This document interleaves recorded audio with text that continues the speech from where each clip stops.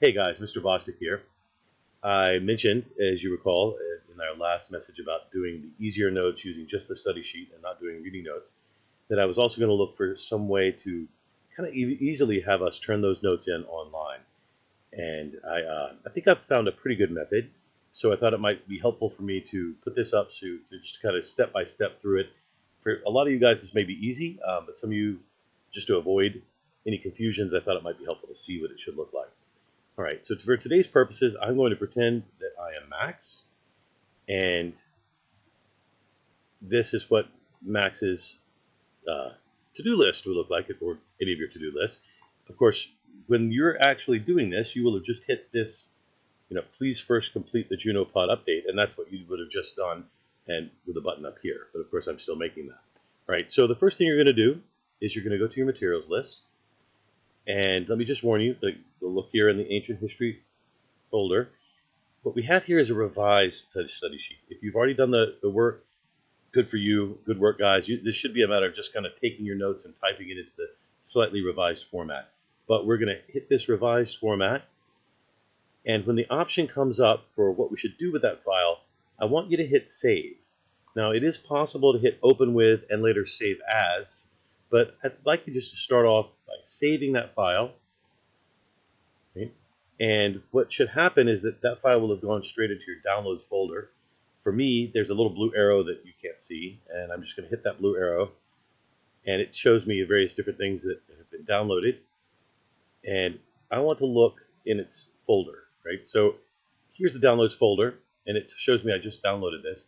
The very first thing I want to do with that is right-click the name and hit rename, right? Because I want this downloaded file to take on my own name, right? So I'm going to take out Jupiter, and I'm going to put Max, right? Save it with my own name, since for the purposes of today I am Max, and hit enter or return. Right? And now I want to open that. Take just a second, or maybe more than just a second. And you'll see that when the file opens up, that it's a slightly different format, but it should help it be easier for you to start inserting your notes straight into the format. And that'll be, I'm hoping an easier way for you to take care of it. Right? I'm going to enlarge this a little bit so we can see it better.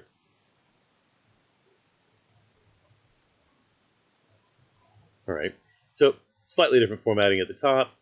Here, the first thing I need to do is come up to the top, and where it tells me to type my name in red, and put my name.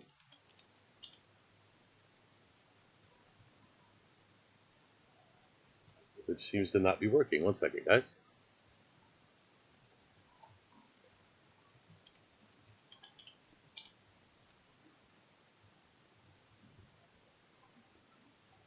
I'm not sure why it's not working either. All right, well, okay. So the first task you have is to type your full name here, right? Then, let's see if this one will work. Oh, okay. This should be helpful for us. Up here at the top, I almost forgot about this, but it's a good thing to remember. Whenever you download a file, it may not let you do edits because it may be worried about the source. If it asks you about enabling edits, which maybe you can see at the top here, allow it to enable edits. All right, there we go. Now, as I said, the very first thing when we open up that file should be just to put my name. All right, doesn't have to be all caps. Probably shouldn't be, actually.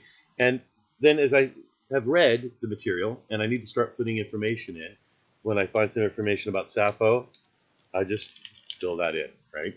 And once I've read a little bit about Herodotus, I fill that in as well, right? And you just fill in notes wherever you're being asked to fill in notes on the study sheet. And every time you do that and you're done with that reading assignment, you're done with that, taking of notes, then you hit save, right? Okay, now, assuming that was all I had to do, of course it's not for any reading assignment, but let's just, for the purposes of that. I just say I filled in all this material. I can now copy it. Let me go back to Jupyter and show you how to submit that work. All right. If you go back to your to-do list, right, go to the assignment where you're being asked to submit work. You go here. Now you're going to have to submit this as a Juno Doc, and you may or may not have done that before, but this is what it looks like. It will pop up like this. You simply take whatever you've copied and you paste it in. Now it's going to change the formatting a little bit, and it'll take away colors, right? But no big deal. It's still bolder, and I will still see where your notes are as compared to the topics that I placed, right? And up here there's a button, turn in. And it should be as easy as that, right? It gives you an opportunity to turn in another, which is useful if you have to correct things and then submit another answer, right? But and then later, if you know you're for sure done, you can click this done box. Right, now I'm not going to do that, and I will undo all these things, Max. Don't you worry. But just wanted to show you guys an easy way to download, to save the document to under your own name, right?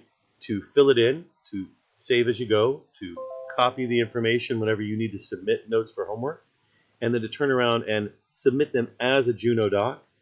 And next time you have an assignment within Chapter 7, you just add on to what you have and copy everything you have and submit it again. And I'll keep getting them as different submitted docs. All right, I hope it's been helpful.